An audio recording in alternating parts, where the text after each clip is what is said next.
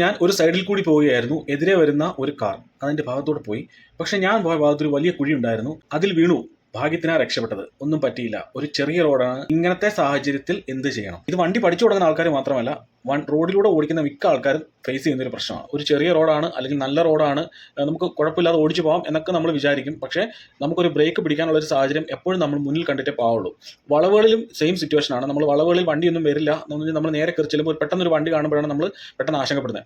അതുപോലെ തന്നെ നമ്മളത് ഒരു മുൻകൂട്ടി നമ്മൾ കണക്ക് കൂട്ടിയിരിക്കണം. അവിടെ ഒരു ഗട്ടർ ഉണ്ടാവാൻ സാധ്യതയുണ്ട്, ഒരു കുഴി ഉണ്ടാവാൻ സാധ്യതയുണ്ട്, പെട്ടെന്ന് നമുക്കൊന്ന് ബ്രേക്ക് പിടിക്കണം, അല്ലെങ്കിൽ ഒരു പട്ടി കുറുക്കി ചാടും. അങ്ങനെയൊക്കെ നമ്മൾ മനസ്സിൽ ഓർത്തുകൊണ്ട് തന്നെ പോകുകയാണെന്നുണ്ടെങ്കിൽ ഇതൊക്കെ കാണുമ്പോൾ നമുക്ക് ടെൻഷൻ ആവത്തില്ല. ശരിക്കും നമുക്കൊരു കൃത്യമായ ബ്രേക്കിംഗ് ഡിസ്റ്റൻസ് ഉണ്ടെന്നുണ്ടെങ്കിൽ നമുക്ക് ഇത്തരം സാഹചര്യങ്ങൾ വളരെ ഈസി ആയിട്ട് നേരിടാം. നമ്മൾ മുന്നിൽ ഒരു തടസ്സത്തെ കണ്ടതിന് ശേഷം നമ്മൾ ബ്രേക്ക് പിടിച്ച് വണ്ടി നിൽക്കാൻ എടുക്കുന്ന സമയത്താണ് ബ്രേക്കിംഗ് ഡിസ്റ്റൻസ് എന്ന് പറയുന്നത്. അത് പല സാഹചര്യങ്ങളും പല രീതിയിലായിരിക്കും. വണ്ടിക്ക് അത്യാവശ്യം നല്ല സ്പീഡ് ഉണ്ടെന്നുണ്ടെങ്കിൽ ബ്രേക്കിംഗ് ഡിസ്റ്റൻസ് വളരെ കൂടുതലായിരിക്കും. അതുപോലെ തന്നെ വണ്ടിക്കകത്ത് ഭാരം കൂടുതലുണ്ട് എന്നെങ്കിൽ, കൂടുതൽ ഒരാളുള്ളതോ അല്ലെങ്കിൽ വെയിറ്റ് എന്തെങ്കിലും വണ്ടിയിൽ വെച്ചിട്ടുണ്ടെങ്കിലോ ബ്രേക്കിംഗ് ഡിസ്റ്റൻസ് കൂടുതലായിരിക്കും. കാരണം ബ്രേക്ക് അപ്ലൈ ചെയ്ത് റോഡിൽ നിന്ന് വണ്ടി നിൽക്കാനുള്ള സമയം കൂടുതലെടുക്കും. അതുപോലെ തന്നെ ഓരോ ദിവസവും നമ്മൾ വണ്ടിയുമായി റോഡിലേക്ക് ഇറങ്ങുന്ന സമയത്ത് ഇന്നലെ ഉണ്ടായ സാഹചര്യം ആയിരിക്കത്തില്ല ചിലപ്പോൾ അന്നേരം ഉണ്ടാകുന്നത്, അന്നത്തെ സാഹചര്യം ആയിരിക്കത്തില്ല തൊട്ടടുത്ത ദിവസം ഉണ്ടാകുന്നത്. ഓരോ ദിവസവും വ്യത്യസ്തമായ അനുഭവങ്ങളായിരിക്കും നമുക്കുണ്ടാകുക.